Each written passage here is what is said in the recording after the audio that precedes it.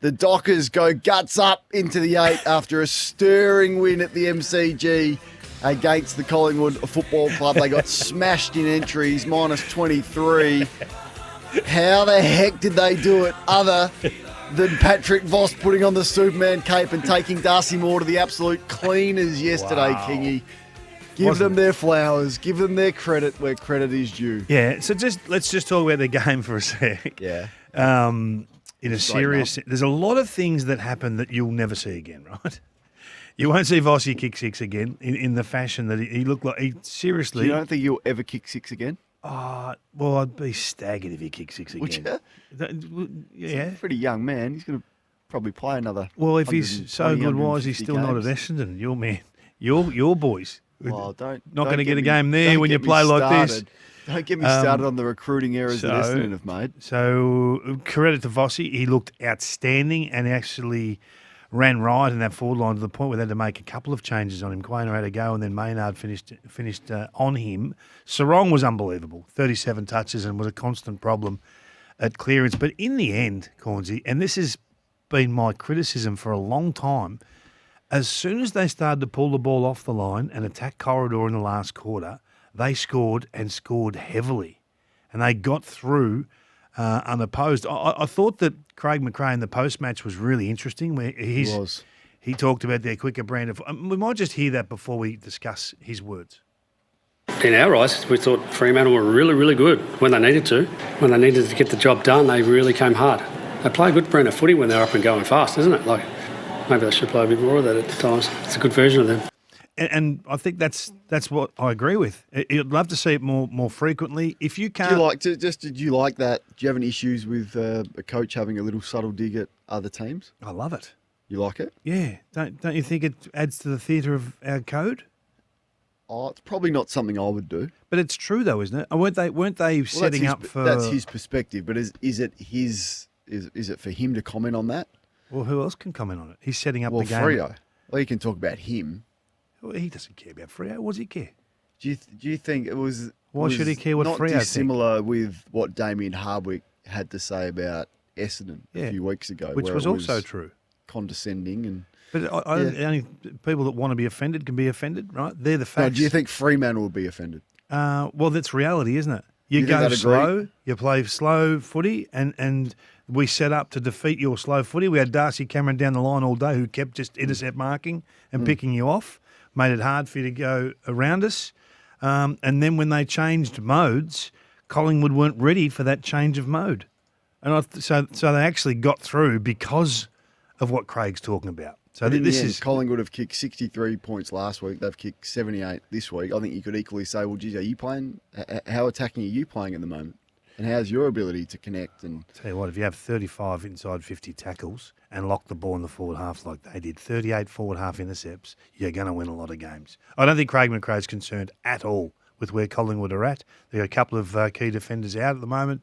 Yep. How would have been incredibly handy. It was just a cracking game of footy. There had to be a loser, and you can overanalyze the win and overanalyze the loss from a positive or negative sense. I just think you say cracking game of footy, and Freo, well done on being able to shift gears and get the chocolates. They're a good side, aren't they? Well, they are. Yeah, I mean, they've got, as we've discussed a lot, I think Hayden Young's going to make a big difference. I know he's your man. I know you're a huge fan of what he can do, but just what he's going to be able to do with his ball movement and his ability to do something a little bit different to what Brayshaw and Sarong can do. Like that, we know what they're going to give you, but for their ball movement profile, if he can get himself really up and going, then look out. But they're in a great position now. Freo, it's West Coast this week, then it's Carlton, then it's Port Adelaide, who would have put the queue in the rack or have done already by then. So you win the next 3. I know you can jump ahead a little bit, but that's 15. You're not missing from 15. No, you're not. No, they're in the finals now, and you know what? So they should be. This is what I keep saying. No one will mention how young they are this week. You won't hear that. You won't hear how young. Can we do a poll? Can we put out a little Twitter poll on do people like coaches saying what Craig McRae has said or not? Well, I think the people are going to like it because it's interesting and it gives us something to talk about. Why are we upset about it then? But would it be received? It's unusual. It's very unusual for more of it, I reckon. It's not something that Craig McRae has done often. be critical of the opposition's game style and essentially the coach. So I don't know how Fremantle would have received it. Not great, I wouldn't have thought. I mean, they're in pretty good form, the Dockers. they're in as good a form as any team. Are you worried about the Pies finishing top 2 now? It's iffy, isn't it? Yeah. It's not looking like it was 3 weeks ago. Well, they've got a tough draw up. I mean, they've got Richmond this week. They've got Brisbane, Hawthorn, and Adelaide in Adelaide, and finish with Melbourne. So they've got 3 tough ones to come. If Adelaide beat them in Adelaide, then you would be thinking they'd be taking their place. And Collingwood, as I just said, in a couple of weeks they play Brisbane. So one of them's going to lose. So Adelaide have got an amazing chance to finish top 2 now. Well, and just to see what the capabilities would be for them at the Adelaide Oval is extraordinary. So see you on grand final day if they finish top 2. But Geelong also with the soft draw as well, home with an opportunity to do that as well. So interesting. Does Joey work for Freo? Before we wrap up this game. Yeah. Lee? He does? Yes, he does. Yes, he does. He couldn't. No, Friday, right. Please. Friday. All right. I got an exercise for you a little bit later on as well in the program. Just remember you put me to the challenge with keep or purge. Yes. I've got a club for you today. Oh, no. They've got good traction. That's why you got smashed, didn't you? Keep or purge. But let's have a listen to Craig McRae. We'll find out whether he thinks he's worried or not. Managing those moments will be forever something we need to do. And if the scoreboard's an indication, we haven't managed it well enough. I think we've lost 3 close games this year. One the Cats and then those 2. Have we lost our spark? Well, you'd hope not. But reality is we'll keep getting better at it. I thought last week when we went into a had to win the game phase, it looked pretty good for us. So I think that's still there. And the desperation and excitement for late in the game, and you have a look at some of those contests where the ball's spilling out, I thought we did a lot of the things right. I'd argue defensively we didn't do the same. So, rather learn these lessons now. All right, you can have your say on that. 1300 736 736. What about the Little League tackles at the end where they tackled them and said, no, you're going to be forced to get rid of the ball here or we're going to get a free kick? I thought it was terrific. It's great. It just shows the detail and the level they're going to now, teams, in the 2-minute drill at the end. They're forcing you to get rid of the ball. You can't just lay on it anymore or tackle your teammates and those sorts of things. Yeah, but equally I thought Freo did a good job of keeping it in 100%. Motion but in tight. Let's not let the ball spill out. So teams are learning from what Collingwood have done for a long period of time now. Did you think you overreacted to Stephen May? I think he's going to get suspended. I think he's going to get... Do you think he deserves 6? I think the AFL should come down seriously hard on this. They won't. They'll offer 3. As they have always done, and that's why we keep having these conversations. Why take me through, and we see it differently, I know we often do, but why do you think this is one of the worst things you've seen, and 6 weeks is the appropriate sanction? Yeah, because every time we have these discussions, the player who is off to the tribunal to fight the case has laid the perfect bump into the face of the player that we're trying to protect and has hit him with the point of the shoulder miraculously, accidentally. Miraculously. So you're saying he did it every deliberately? time? You think he did that deliberately? I can show you the last 6 we've argued about, right? And they have hit them in the same spot every time, to the point where this bloke's tooth exploded out of his mouth. I thought... deliberate? You thought deliberate, not careless? Oh, I think... Intentional, you thought? I think he's been in that position a lot, Stephen May, coming forward to the ball like that.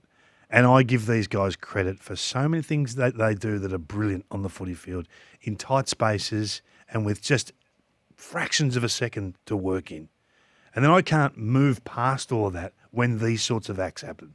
So I think you either stamp it out or you don't. And, Michael Voss put it perfectly. They're coaching differently for this now. It's a bygone era. These sorts of hits, whether you like it or not, we've got to get them out of the game. So what, in the perfect world, what should he have done? Because I don't think he knew he was going to get there second. When he takes off for that ball, he's thinking he's going to get there first.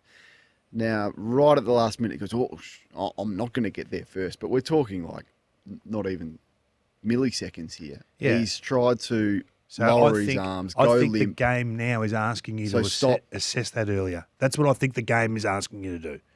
Because we're players' careers are being finished seriously early. And people forget about this when they're discussing the lives of these young men are seriously impacted for 60 years. And people, this is not popular. I understand that. People hate me talking like this. No, it's okay. It's a worthwhile discussion, and I'm not putting any. I'm clearly taking that seriously as well. My view is just that unfortunately there's going to be these types of accidents in the game that we play, and you're never going to get rid of all of them. But for Stephen, the duty of care that I think he showed in that moment was really reasonable. I thought he went reasonable. Limp. Yeah, I thought he went limp. I thought he put his arms down to the side, didn't raise a forearm, didn't turn to bump. He's almost tried to avoid the contact. And you slow it down, no worries. But he's just realised, I've got there second. How am I going to get out of this mess? I think he did it like pretty reasonably. Yeah, well, I see it differently. Yeah. And I think at his side, he's a beast, right? He's a big frame. And when he turns and hits you with the point of shoulder, there's going to be some serious damage at that speed. The game is now asking you to be reasonable in that manner. And if you're coming in at a reckless speed and cannot control the contact, and if you hit the head, then you pay a price. It's the running the red light theory, right? If you can get away with it 100 times, but there'll be a time where you get done. Let's have a listen to, I'm not sure why we even asked coaches about it after the game, but here's what Simon Goodwin had to say. Steve's whole intent was to get the ball clearly. You can see it, even if you slow it down, his whole intent was to win the ball. And it's really unfortunate. You get a concussion in the game, and sometimes you can be concussed without being reported. And it's going to be one of those ones that we'll have to go through the process. But if you just look at his pure intent, it was purely for the ball, and it was unfortunate. And I understand there's a totally different view on this, so I don't apologise for my stance on it. But we're having the same conversations time and time again. How did Melbourne lose that game? When you look at win contest by 21, ground balls 13, inside 50s by 8, disposals by 80, uncontested marks by 17, contested marks by 10, and lose. And how does it happen again? Like, that's extra. I don't know if that. I'm sure it has happened before, but I can't remember a one-sided stat sheet like that and a team losing. Yeah, they just don't. He's in trouble, isn't he, Simon Goodwin? Like, he's in trouble. I think he's rebuilding. I still think he's rebuilding. So you don't think he's in trouble with the style? I mean, and who's in charge at Melbourne? I mean, it's no CEO, no president. Who knows who's making the decisions at that footy club right now on Simon Goodwin? But this is a theme that's been there for, I don't know, 3 years. So do you think, are you of the belief that it's a one-person fix, that it's a full forward or centre half forward, a key target fix, or not? No, the personnel's going to help, but right now, if they get that one person, no, I'm not of that belief. Okay, no, I don't think you could put Charlie Curnow into that forward line and that fixes all your issues. No. Yeah. Or do you think that would? I think it would fix a lot. One player away. I think they're a target. They're a target short, and it affects them in so many ways. They don't have a reference point to crumb. They have no ability to lock the ball in because they don't get that forward pressure because no one knows where they're going. They're trying to hit Fritsch at full forward who's on the fly. It's very hard to crumb from that sort of player. Like it's just a different setup. And it doesn't work for Melbourne. They're not skillful enough, and they go with the same players in the middle again. I bashed my head against a brick wall. Oliver 24 times, Petrarca 20 times, Viney 10 times in at centre bounces. But where are you going to put them if you don't put them there? I mean, you've committed to these guys. Petrarca's probably their best forward. Yeah, but he's finishing. Their best forward. His finishing's poor. But you ask me where you can put him. He's their best forward. You can put him forward. What are you going to do with Jack Viney? What are you going to do with Oliver? Where are you going to put them? You've committed to these guys long term. Yeah. Long term. They're your future. I get all that, but all I'm saying is in game, I want to see Windsor go in for a dozen. I want to see Langford going, who's still not going in. I want to see him going for a dozen centre bounces. I want to see Rivers in there. I want to see Tholstrup in there. I just want to see a different mix because we know this mix. We know what it's going to deliver. And even if they win against Carlton, does it really help their development long term? Does it really shift the needle for next year? I want to get games into these guys in marquee positions. 9-0 at half time. Don't think it's ever happened before. Even though Gold Coast were full of 18-year-olds in their first year, they've never gone goalless in a half of football. That was the coach, Matthew Nicks. Adelaide now sit third on the ladder with the best percentage of any team inside the 8 of 139.6. You on board? They're 13-5. I was on board before the start of the season. You weren't really on board Matty Nicks last year. No. I thought they extended his contract prematurely. Yeah, I know you're a bit stronger than that. I didn't think there was. You're a little bit stronger than I thought. There was no need to extend his contract before the start of last year. No need. Understand that, but you did go a bit more expansive than that last year. What did I say? You're a bit critical of what they'd achieved in his tenure. Anything. Well, this is what I'm saying. This is what I'm discussing. Was anything out of line? Was anything incorrect? Yes, because you have foresight with these things. You've got to try and work out where's he building to, where are they going? Because now it's here. Now it's in front of us. A bit like you with Freo. Well, I tipped him for the flag. Pretty similar. Tipped him for the flag, Cornesy. What more do you need me to do? But just let me give them their credit, because people go, you never give Adelaide any credit. So it was the perfect, I think it's one of his best wins. It's hard to go back through the home and away wins that he's had, Matthew Nicks. I'm sure there's some good ones, but this is as good as any I've seen. The way they structured up behind the footy, he just outcoached Damien Hardwick like you wouldn't believe. I thought their intercept defenders were extraordinary early. They took 10 intercept marks in the first quarter of the game, 10. They bullied Gold Coast. It looked like they had 3 extra pre-seasons on Gold Coast. The strength of some of these players and their tackle-breaking ability, but they made them look foolish at times. And then Damien Hardwick said after the game, well, gee, we had entries. You had entries, but there's entries and there's entries. Their entries were poor entries, and they were high, they were long. They were pretty much directly to those Adelaide interceptors. And then thought Gold Coast got their matchups wrong. Yulin went to Rankin, which was just bizarre. You got 3 tall forwards for Adelaide, and Yulin goes to Rankin. He made him look a bit silly, and he was confused. Do I go? Do I drop off? Not sure. So well done to Adelaide. It was a tough, ferocious, even team performance, and some of their recruits, led by Neil Bullen, had his best game for the footy club. I think Josh Worrell is fast becoming one of my favourite players to watch, and the way he puts his body on the line under pressure for the team is unreal. He stands under high balls and just allows people to cannon into his back for the common cause to just deny one opportunity at goal. It's brilliant. It sets such a great standard for that back line to live and die by. And since round 12, only Tom Stewart's won more intercepts than Mark Keane. And he was got to start giving this guy his flowers. He's been terrific. And I know he does it differently, and he can look a bit awkward, and he's maybe not the best by foot on the way out. But what he does as a sheer defender, I think, is terrific. And the rising star is over. Dan Curtin is your man. He's your man. There's the headline. Where's Slevo? Where's the social team? He's your man. Where are they? Well, contested marking. He is a beast. He's a beauty in the air. He's a good pick. And he's had a terrific 6-week patch. I don't know who else has had a 6-week patch of the rising star contenders. I don't know if they've done that. So over. Well, I think it is. I mean, who else is in front of him? It's good race, by the way. Good rising star race. Good class. Good Ashcroft. Field. Yeah, is there? He had a good weekend. He kicked a couple. Sullivan's been good. Caddy's been so it's a really good class. He's been given a lot of responsibility too. I think he's asked to do more than what those other rising star contenders are asked to do. So after the game, Damien Hardwick said, "Every good team that I've been involved with gets a kick in the nuts." Is this just a kick in the nuts, or is it more alarming and concerning than a kick in the agates? It is strange that you can go inside 52 times and kick 6 goals. But I've been talking about their 3 tall forwards for weeks. Like, they don't work. It doesn't work. And the Adelaide Crows ones do, because I did the numbers. What were the numbers? They've kicked 131 goals from marks, the Adelaide Crows. Number 1 in the competition. The Gold Coast have kicked 85 goals from marks, 14th in the competition. They are too tall forward of the ball. They've got to make a decision on Walter or Reid, one or the other. No doubt about that. There's no doubt about that. He's been very stubborn with that. But he does make change, doesn't he? Late in season. He hasn't on that one. Like, it's a long time to go. Like, at this point of the year, you are what you are. No. He's the one that's made change in the past. It'll be a big call. Remember, he went back to they were playing the third tall forward. It might have even been your man Liam McBean that you watched play for Glenelg on the weekend.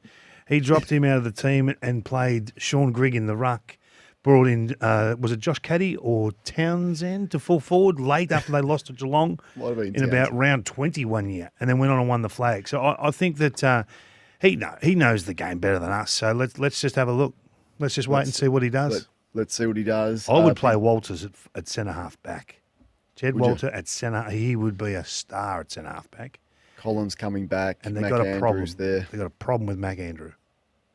Well, he loved him after the game. He referenced him as one of the best players in the league. Yeah. I didn't see it that way. I thought his first half was just okay. I thought his second half was better, but the game was over.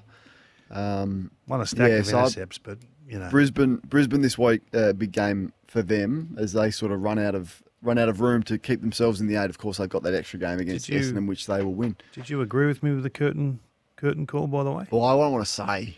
Why not? You're on the so voting. It'd be silly. It'd be silly of me. Keep chipping away at that defensive side for the Western Bulldogs. Would be a pretty good start. Plus 20 Brisbane were in entries and probably should have buried that game. It was a good game of footy. They hung around the Dogs clearly, but good game. Kingy, until they sort that out, then they're not going to be taken seriously, are they? The Western Bulldogs. So they've identified it. Yeah. Well, I think that he's more than identified it, but. Do you think their problems are defending the ball coming in or ball use on the way out? Ball use on the way out, mainly. Yeah. So my suggestion is, why not? I understand that Ed Richards has had a stellar season as a midfielder, but they've got 100 midfielders. He's an elite halfback flanker. Sometimes you've got to repurpose that player for the betterment of the team, not the individual. Have Dale and Richards at your halfbacks, and things change dramatically. They just don't have the skill behind the ball. They really don't. And some of the names down there, I mean, O'Donnell's just finding his way. Cleary, Bramble, even Johannesson turns the ball over a lot. Dale didn't have a great day, but he's been a better product than that, obviously. And I just don't think he can bank on Jones at this stage. And he's just finding his way back into the team. So they need more skill in the back half. Stoppage stuff is clearly their biggest weapon, number one in the league. What do you lose by moving their prime, number 2 rated player in the league, out of the midfield and putting him back? Well, would they be a better product with him at halfback is my question. Has he got enough midfielders? Fraser, can he go back? But he's not as good as Ed Richards. No one is, but he's. But all the good teams have got 2 gun halfbacks. Because the most common way of scoring is not being able to move the ball out of your back half. So the forward half say game. Collingwood's 2. Josh Dacos, and who would you say is their Houston, second gun? They threw Nick Dacos back there yesterday. I think they got enough skill behind the ball. Yep. And look, I understand it would be a big call, but you're sort of seeing what the opposing view is at the moment. You're just coughing up too many easy scores. They were in that game deep, and they just kept coughing up opportunities. So I see what Dane Zorko did to that game with 3 kicks. He set up 3 goals. It's a 12-goal all game, right? And in 3 kicks, he's the difference. So they don't have that. Again. And Fletcher's the other one. Fletcher is Fletcher could be better than Ashcroft. Can I just say that Fletcher could be better than Will Ashcroft? He's frighteningly good, and with what he's been able to do. So, and they've got Wilmot as well. So you make a good point. I just think it would be a bold move for Luke Beveridge, who's the most stubborn coach. I think you would argue in the league to make a big call like that. You can do nothing, but don't expect anything different. Ken Hinckley speaking about the loss to Hawthorn and Jack Ginnivan's payback with the aeroplane celebration. Just can I shout out Dwayne Russell for that call? I haven't queued this up, didn't give our guys enough time, but it just came to me. Dwayno says before he kicks it as he's running in, will he give it the aeroplane? I just thought that he's so switched on. He doesn't miss anything. So I thought outstanding commentary from our boy Dwayne, but well handled by all, don't you think? Yeah, that's entertainment. That's exactly what it's all about. I know Jack did it, but it's almost like he was reluctant to do it. I think it was a subtle one. It was good. It wasn't normal Jack, but well done. Hawks got some form back. Their ability to get James Sicily up and going has been all we've talked about for about 6 weeks. He had a dozen intercepts. I thought he was terrific. Dylan Moore got plenty of footy, and he hadn't had that sort of day for a little while. The talk's the 3 tall forwards, and your man Marby Charles Royce. Well, how are they going to do this? I mean, pretty difficult to assess in those conditions. Is it? Well, Mitch Lewis subbed out, but he was actually moving pretty well, I thought. Managed And minutes. He would have managed minutes. And 75. Deere was impressive. Deere was very good. So what do you? Oh, Mitch probably misses out, I would think, and the Charles Royce comes back in, of course, picks himself. But Of course. what, I would think. He'd be their leading goal kicker, wouldn't you? You're not going to leave him out. Not going to? Well, Gunston would be their leading goal kicker. He'd be second. Would you? Yeah. Well, I think would? I think they love So Mitch you'd Lewis. go. They love Lewis. You'd go Deere. If Lewis, Sam was honest with us- Gunston. Yeah. Yep. I mean, they played them Oh. yesterday in the wet. Did the Charles Royce have a weekend off? Was he managed or was he injured? I don't know whether he was injured or not. I think Or you it think? might have been the old groin soreness, a little bit of Well, that would be I think that would be a story. Yeah. To back in Mitch with the Geez, a injury bad that he's result had. for you because you've been talking about Norton v Chol all year. You'd want to be at least in the 23. Wow. You'd want to be in the team. Well, We're not going to take it to Box Hill, are we? We'll get to that a little bit later on, actually, because your Gee. man couldn't have butchered things any worse in the last quarter when the Wow. game was on the least he line. was But there. we'll get He's in the ones. Well, when you give him $9 million, He's in the going to be ones. he's going to be in the ones until 2032. Oh, you Marby just or Cholo and put Aaron his Orr. magnet. We've given you 9 years at $9 million. You can't put him in the VFL, can you? They've made that decision. Hey, keep or purge? Keep Ready? or purge? Yep. Which club? Keep or purge? Which club? Port Adelaide. Oh, Because I oh, don't. you've I turned think- on them. Geez, you've turned. No, on them. no. I think that no club has got more pertinent decisions along with Melbourne, Carlton, Essendon, and Port Adelaide. I think they're the four that have the most interesting. So I'll just give you some time to get there. Right, I go for it. Get there, Let's list go. up. Let's go. Anastopoulos. Tom Anastopoulos. If you can't say it, Tom Anastopoulos. I'm keeping him because you've already been hard enough He's on him. Only 20 years of age and 65 kilos. So give him some time. Rory Atkins. Purge. Benny Barrett, who's a rookie. Well, let's not be hard on the kids. Keep I'm the just- kids. it's Keep. It's your topic. Yeah, Keep. Travis Boak. Thanks, Travis. Give him a big send off and allow the Kevin Sheedy, James Hurd, Ken Hinkley, Travis Boak send off. Yeah, round 24. last game of the season. I Yep. think that would be perfect for that to happen. The Gold Ryan Coast, I think. Burton. Purge. Logan Evans. Keep. Lockie Jones. Keep. Manny Liddy. Keep. He does some things. I don't mind him. Okay. Ollie Lord. See what you can get for Ollie. Jed McEntee. Thanks, Jed. Jackson Mead. Thanks, Jackson. Really? I think they might have recently re-signed him, but thanks, Jackson. Willie Rioli. Ooh. Keep. Keep, but there's a big off season coming. Big off-season. Ivan Soldo. Thanks, Ivan. Jordan Sweet. Keep. Dante Vicentini. Keep.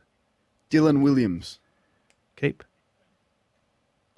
No. Brandon Zirk Thatcher. Wasn't very happy with that. Keep. Keep. Got to keep. Yeah. Okay. All right. So, Well, would you? Which one of those did I get wrong? well, I just think there's some footballers running around that probably aren't deserving of games, and it just the depth is tested. So Yeah. with a lack of resources, what'd you get wrong? I think it's probably time for Dylan Williams, but he's a rookie. I'm not going to argue too strongly with that. Most of the others, I agree. There's some youngsters that would need to start showing a little bit more, though. Yeah, I think there's a discussion to be had about a couple of look. What are they in the hunt for Nasiah? Like, if they can get Nasiah, things change dramatically, don't they? Well, that helps. Dramatically. Full-time mid for your boy. Full-time, straight Nasai, in, 10 yep. clearances, 2 goals, 36. Is that the position now? Yeah, and you stay. Even though so what's your conundrum here with the halfback versus mid? You've got halfbacks. You've got Farrell. I think is a very good halfback. No, I was talking about the Saints. Oh, the Saints. Well, the Saints use them well, don't they? They use Sinclair and Nasiah extremely. But Saints don't have any mids. So they've got to get one area right before they worry about the rest. And Sinclair's been such a good performer down back, they've been able to get away with it. But they'd ideally love another one. There's no doubt about that. Yep. They're blooding hasty and trying to field the lesser lights at the moment.